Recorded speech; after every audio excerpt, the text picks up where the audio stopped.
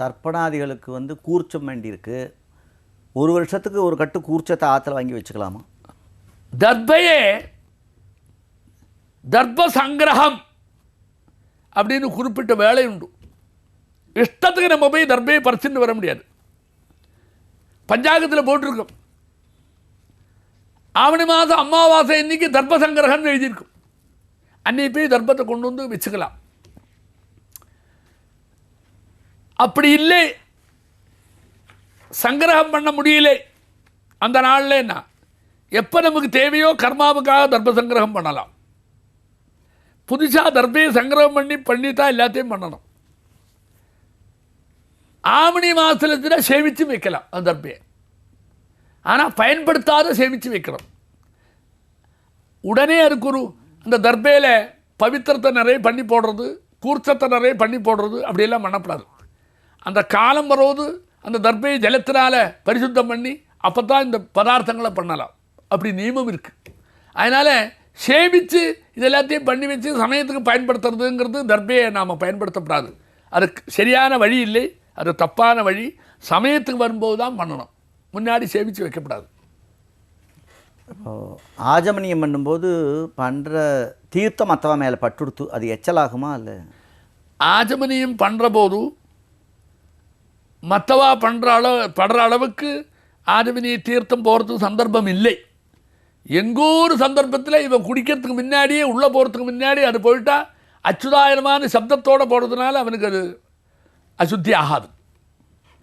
ஏன் நான் அப்படி சொல்கிறேன்னு தெரியுமா? எச்சில் அசுத்தி இல்லை அப்படிங்கிறதுக்காக தர்மசாஸ்திரம் விதிவிலக்கு சில இடத்துக்கு கொடுத்துருக்கு. தம்பதியாக இருந்து பரஸ்பரம் தன்னுடைய மனைவியினோட சேர்ந்துருக்கிற போது அவன் சும்பரம் பண்ணுற காலத்தில் எச்சில் ரெண்டும் போனால் அது எச்சிலே இல்லை. வேதத்தை அத்தியனம் பண்ணிகிட்டே இருக்கான் ஒருத்தன், நல்ல உற்சாகத்தில் சொல்லிகிட்டே இருக்கான். சொல்கிற போது அக்ஷரம் வெளியில் வரும்போது தெரியாதனமாக அங்கேருந்து ஒரு திவிலை வந்து இன்னொரு இடத்துல பட்டுதுன்னா அது அசுத்தி இல்லை அப்படிங்கிறார். அங்கே வேதத்தை உச்சாரணம் பண்ணுறதுனால அந்த வேதத்தினுடைய சம்பந்தம் இதில் ஒட்டிட்டு இருக்கிறதுனால அசுத்தி இல்லை. இந்த மனசு ஒன்றா ஈடுபட்டு இருக்கிறதுனால இவாள் எல்லாத்தையும் மறந்து அவள் சும்பரம் பண்ணிக்கிறதுனால அசுத்தி இல்லை. அங்கெல்லாம் மனசில் எச்சலுங்கிற எண்ணம் வரத்துக்கு இடமில்லாத இடம், மைண்டு எச்சலாக பார்க்காத இடம். அதனால் இல்லை. அதனால தான் சொல்லுவார், தன்னுடைய கணவன் சாப்பிட்ட இலை, அந்த இலையில் எச்சல் இல்லை, பத்திரிக்கு மட்டும். பத்திரி மட்டும் அதில் சாப்பிடலாம். நீ சாப்பிட்டே ஆகணும் நிர்பந்தம் பண்ணாது, அது எச்சல் இல்லைன்னு சொல்லும். அதனால சாப்பிடலாம், நான் சாப்பிட்றேன்னு சாப்பிடுவோம். சாப்பிட்டு தான் ஆகணும் அப்படின்னு நிர்பந்தம் பண்ணணும் சொல்லாது, அதே இலையில் சாப்பிடணும்னு சொல்லாது. ஏன் தெரியுமோ? தன்னுடைய பர்த்தாவுக்கு ஏதோ ஒரு ரோகம் இருக்குது, அதனால் அவனுக்கு ஏதோ கஷ்டம் இருக்குது, அந்த மாதிரியெல்லாம் வர இடத்துல சாஸ்திரம் வந்து அந்த பாத்திரத்துலேயும் சாப்பிடணும்னு சொல்லியிருக்கு. நானும் சாப்பிட்றேன்னு சொல்லி இந்த ரோகத்தை ஒன்றும் கடன் வாங்கிக்கப்படாது. அப்படி ஒன்றும் தர்மசாஸ்திரத்தில் இல்லாது, கிடையாது. என்ன சொல்ல வந்தது தெரியுமோ? அது எச்சல் இல்லை, ஏன்னா அதுக்கு விதிவிலக்கு உண்டு, அதனால் அந்த இலையில் சாப்பிடலாம் அப்படின்னு சொல்லியிருக்கு. அந்த மாதிரி வேதம் சொல்லிக்கிட்டே இருக்கிற போது தன்னை அறியாமல் ஒரு சப்தம் வந்தால் வேதம் அல்லாத சொன்னால் உண்டு. ஆஜமனியத்தில் வேதம் சொல்லலை, வெறும் சப்தம்தான். அங்கே தெரிச்சா அது எச்சிலு தான். தெரிக்கிறதுக்கு அவகாசம் இல்லை, உள்ளே குடிக்கிறதுனால. இப்படி குடிக்கிறதுனால கையிலேருந்து இருக்கிற ஜலம் போனால் அதுக்கு அசுத்தி இல்லை. அச்சுதாயனமான ஆஜமனியம் பண்ணுற போது அந்த ஜலம் இதுலேருந்து இப்படி வெளியில் வந்ததுன்னா அது எச்சல் ஆகிடும். ஏன்னா ஆஜமனியத்தில் அச்சுத சப்தம் வந்து நாம சொல்லக்கூடிய மந்திரமே தவிர வேதம் அல்லாது, வேதத்தினுடைய பகுதி இல்லை. வேத பகுதியை உச்சாரணம் பண்ணுற போது இவன் அறியாமல் வரத்துக்கு மட்டும்தான் எச்சில் இல்லையே சொல்லியிருக்கு. அப்படி ஒரு இது இருக்குது. அதனால் ஆஜமனியம் பண்ணுறதும் அந்த ஜலம் இவன் குடித்ததுக்கப்புறம் வாயிலேருந்து ஜலம் இன்னொரு இடத்துல பண்ணிவிட்டால் அது எச்சில் தான். ஏன்னா ஆஜமனியத்துக்கு அந்த வேதத்தினுடைய தகுதி இல்லைன்னு அர்த்தம். வேத மந்திரம் சொல்லி ஆஜமனியம் பண்ணலை, இவன் அச்சுதாயனமாக சொல்லித்தான் பண்ணுறான். அதனால் அது படப்படாது. வேதம் சொன்னால் மட்டும் விதிவிலக்கு வேதம் என்ன சொல்லியிருக்கோ அது அல்லாத இன்னொன்று நாமளாக க்ரியேட் பண்ணப்படாது.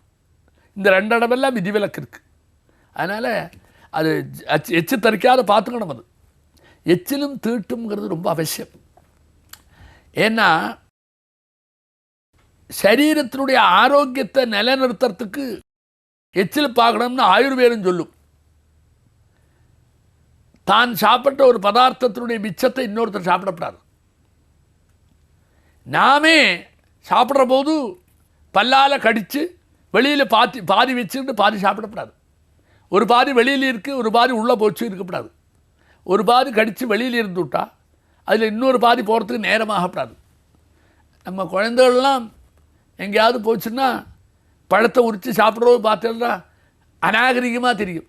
அந்த தோலை மட்டும் உரித்து அது உள்ள சொருகும், வாய்க்குள்ளே ஒரு கடிக்கும், இப்படி வச்சுக்கும், சாப்பிடும், இன்னும் சொருகும்.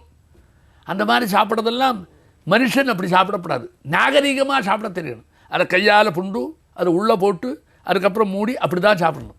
அது மாதிரி சாப்பிட்றோது எச்சில் வெளியில் வந்து கொடுத்தோன்னா தர்மசாஸ்திரம் சொல்கிற கோணத்துக்கு மேலே ஆயுர்வேதம் வந்து சரீரத்தில் நமக்கு ஏதாவது ரோகங்கள் இருந்து, மறைமுகமான ரோகம் இருந்து, சாங்கிராமிக ரோகம் இருந்து அதில் சாப்பிட்டு இருக்கிற போது அந்த எச்சில்லையும் இந்த அணுக்கள் இருந்து விட்டா அதனுடைய சம்பர்க்கத்தினால இன்னொருத்தருக்கும் ரோகம் பரவறதுக்கு அவகாசம் இருக்கிறதுனால எச்சிலை தவிர்த்து விடு பார்க்காதேங்கிறது. அதனால் ஒருத்தர் சாப்பிட்ட தட்டில் சாப்பிட சொல்லாது. ஒருத்தர் சாப்பிட்ட தட்டு அலம்பினாலும் சாப்பிட சொல்லாது. அலம்பினத்தினால போச்சு சொல்ல முடியாது.